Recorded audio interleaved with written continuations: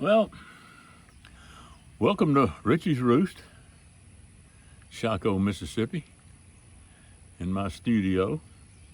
I just heard a fish hit right back here a while ago, and I hope that doesn't distract us. But I get interested when that happens. Now, I tell you, I don't know what this world's coming to. Of course, I have been neglecting my Shaco neighbor James Earl for about the last 5 or 6 or 7 little videos that I put out, and I think it's time to get back to some of the shenanigans that he's been up to.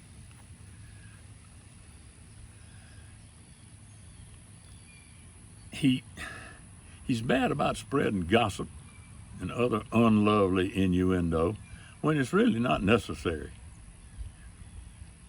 But the problem I've got is that he's getting some company in some pretty high circles who are beginning to believe some of the stuff he puts out. Now, some of y'all know that I had a little operation here not too long ago.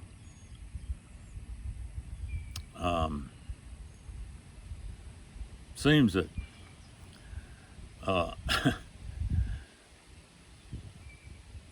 heart valve decided that I no longer needed it and decided to get itself replaced,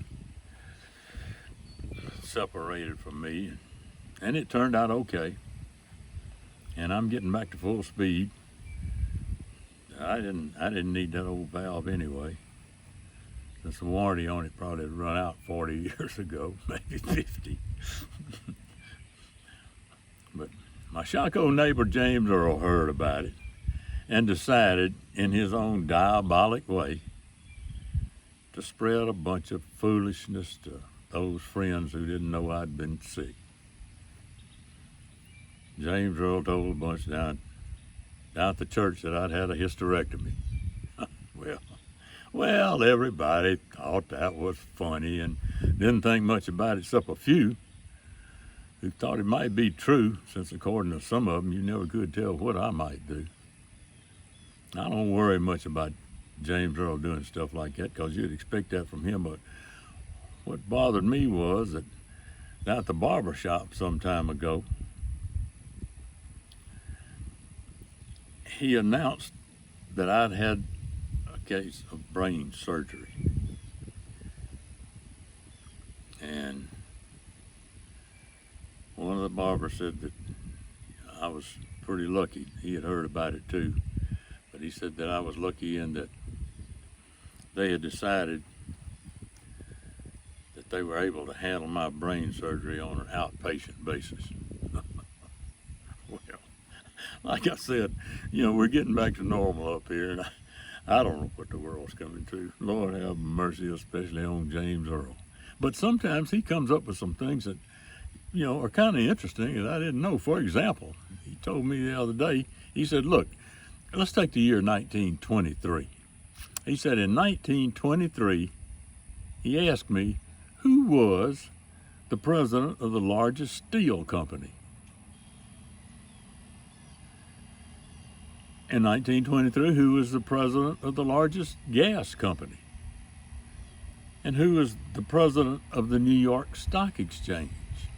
Now, these are just questions he was asking me. Of course, I didn't know. Who was the great bear of Wall Street? Well, these were considered some of the world's most successful businessmen in the world, according to him. Now, he said, 99 years later, we know that the president of the largest steel company, Charles Schwab, died broke. And that the president of the largest gas company, a fellow named Edward Hobson, went insane. And he said, and the president of the New York Stock Exchange, Richard Whitney, went to prison for embezzlement. And the greatest wheat speculator in the world, a fellow named Arthur Cougar, had also died broke abroad.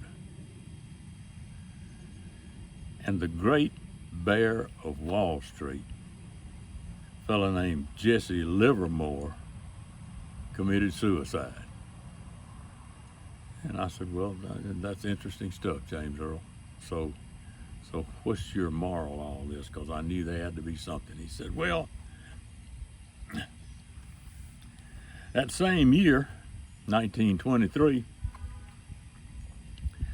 said a fellow named Gene Sarazen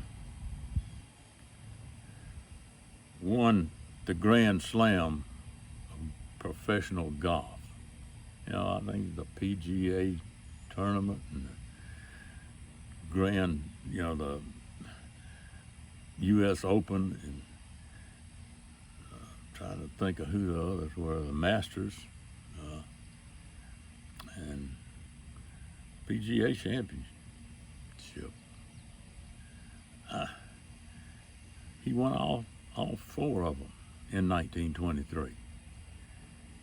And he played golf until he was 92 years old and died in 1999 at the age of 97.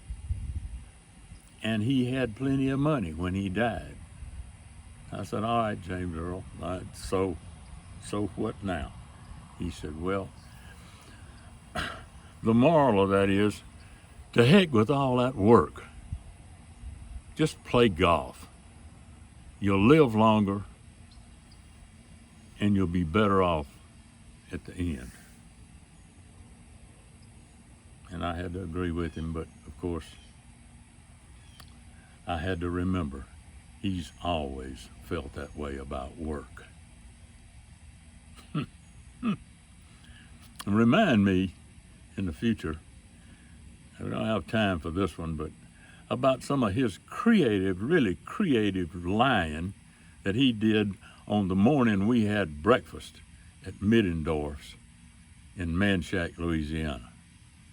I'll get to that one day, but in case I forget it, just remind me. But until then, I'll see you again next time.